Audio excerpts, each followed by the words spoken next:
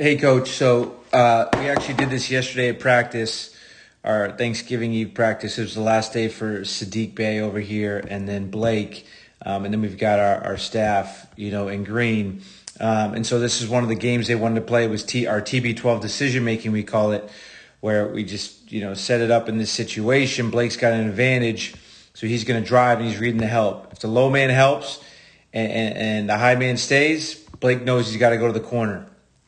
If the low man helps and we get the sink, he knows he's got to go to the fill behind. Sadiq doesn't do a good job filling behind. This is his second day, and so he's a little behind on all the principles. But so for you guys, I would set up the same situation. You can even put one more offensive player with the defensive player here. So now when we drive, there might be this strong side read, and we got to make this kick. But we're going to get advantages.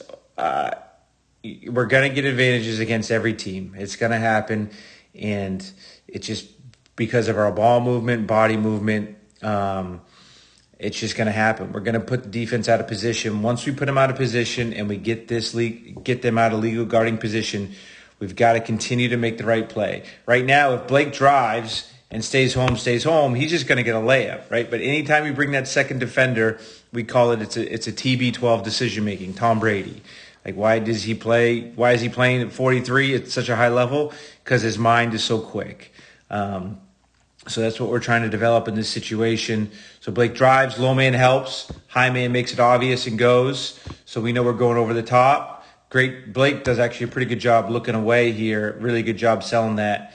And then boom, on a kick out. And then Sadiq does a good job stepping to the ball now because he knows he's going to get a swing pass. And if he doesn't have a shot, he's going to do what? He's going to rip away. Boom, so he rips away.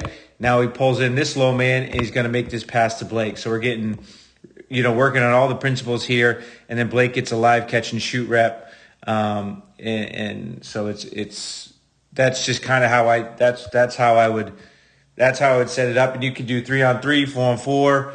However you want. And what I would tell is your staff is we coach them up. We have a defensive coordinator that coaches them up, says, hey, on this possession, I want the low man to help, the high man to stay. Or, hey, I want you both to help, or I want you both to stay home. So we change up the rotation every time. But something for us, it's paramount that we don't settle. That we attack closeouts instead of shooting contested shots. That when we drive and find the paint, that all the other guys are relocating and we make the appropriate read and kick it out.